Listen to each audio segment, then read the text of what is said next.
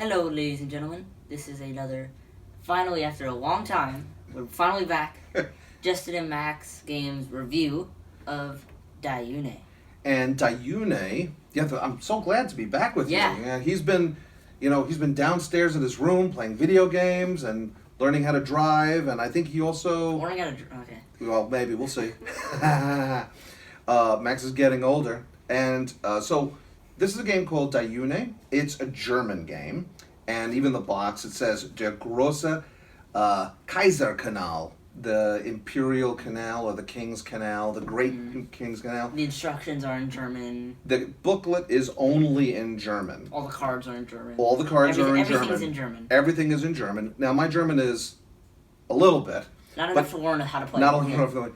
So I was worried when we first bought this game about a year ago, but it said that on Board Game Geek there were you could print out English instructions, which we did, and I printed it out nice in color, and I stapled it, and I actually threw away the German rules.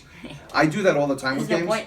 Yeah, they come up. The games sometimes come with I don't know, 4 different booklets that are in different languages. Throw the other 3 away. Yeah, I'm not one of these that keeps games so pristine sometimes. I figure... Just like extra weight. It's extra things when you unpack the game. Nonetheless, this game had on Board Game Geek, it's like the 12,000th most popular game. Which I think is a little harsh. And of course it's just how many people bought it. Now I think this game is definitely underrated, underappreciated. I really like this game. It's really good, yes. Explain a little bit about the game. So, as the game will go on, you will be placing out more canal tiles, which you could have your pictures of, and then at the end of each round, the boat will be slowly moving down the canal tiles by the discretion of the first player. Well put, sir. Yes. But so the boat will want to travel down canals that it can connect to. If not, it'll go to unconnected canals. Like, there's a whole list. Yes. But if there's 2 at the top that are tied, then the first player gets to choose, which would either give them more points or give other people less points. Or choosing which other player gets points, which then might change things in the future. And which way it goes down the canal. Because it might zigzag a little bit instead of just going straight. Right. There's a tricky puzzle aspect to the game.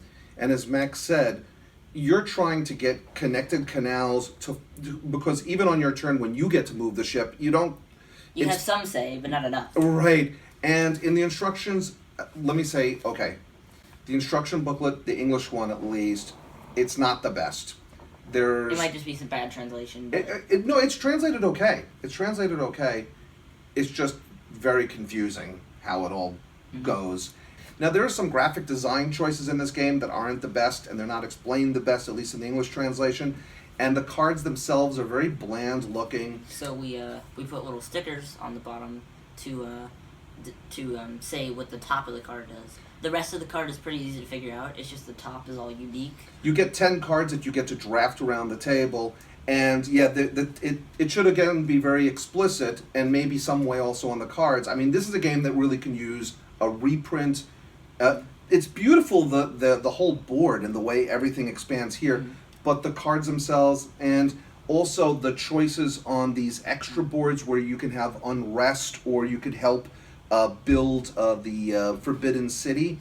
They're very similar looking, and I don't know, again, some graphic design choices. It could be a little better. And also we added some sleeves on the cards. I put some sleeves on the cards. Actually, I used the Ocean sleeves. Oceans came with way too many sleeves. Which is another really, really great game. And it made sense. And I actually... Which we do have a review for, so go check that out. Exactly. And I used little tokens that came with Oceans, which are these like clear fish, so that you can map a path when you're going to be moving the ship. In case like the path doesn't end up where you want to, instead of like retracing and taking away points, you can just change where the fish are. And then just take off the fish as you get points. Now, to be honest, the game did come with these little white dots, but they were so cruddy, I was just like, oh, I can't use these. I just threw them away. So we just used these. These make a lot more sense. Now, it's really cool. On your player board, you have these stacks of tiles, and you choose like how each one goes down and what goes on the bottom of where. And then when you reveal them on your turn, you might be able to like take a couple or to flip them over just to take them in the future. Right, and you're really planning, and there's so much subtlety to this game. Oh, am I going to attack this guy? Am I going to attack her? Am I going to... Just do good for me instead. Let them Right. stay. If I do something that's attacky, it That actually... hurts me as well. Right, so then I'll know that next round I might I'll have need to take this a card unless someone else takes it. And Great then game. where am I going to put the thing up? Because I own this You area. want to like connect it, but then not always. You got to angle it in a certain way so it doesn't go to connecting to someone else, but it connects to yours. Oh, but I can rebuild. I can actually take a canal or and you this guy. switch to, or just move it somewhere. You see the way we're talking? We really enjoyed this game, and I'm right around an 8 with it. I am also around an 8, but not quite. 7.75. 7.75. I'm at an 8.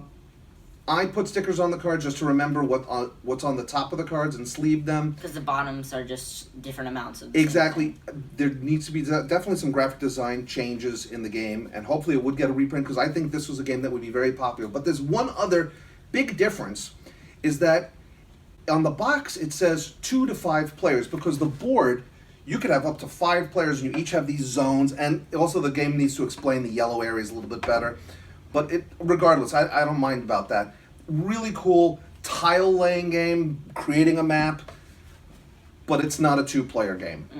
I've played 2 players with Mom, maybe 3 or 4 times. And it was just one or the other. It's rather than, you need at least some competition rather than just you get it or I get it. Right, the competition of the Like, 3 mixed or up. A minimum of 3. Minimum of 3 games. So we're going to do something that we don't normally do. And again, I'm not sacrosanct about games.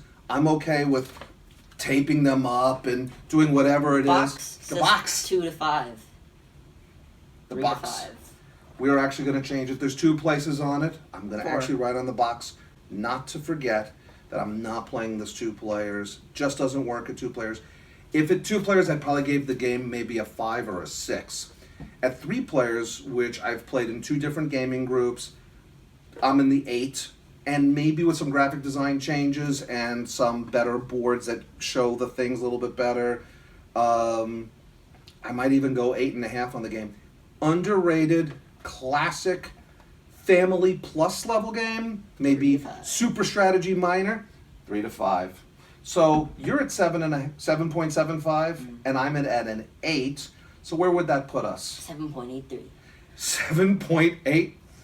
And Max actually helped me out in the game by mathematically calculating. You're like, I'll get 9 points for placing this, or I'll get 16 points over here. I'm like, you're already at 9. That's 7 points. Place this out on the board somewhere. Max helped me out, but he did win the and first if you game. didn't get that, you would have 99 rather than 101. See, he helps me out. Well, I'm very impressed with the game, and I'm looking forward to another play. If anyone has any questions on how to play this game, if you could find it, email me, well, you can't text me, but email me or put up something on Put YouTube. something in the comments or something. Yeah, and then I'd be more than happy to answer your questions. So we're at 7.83. 7.83 is the official Justin and Max rating of Yunhe. Yunhe.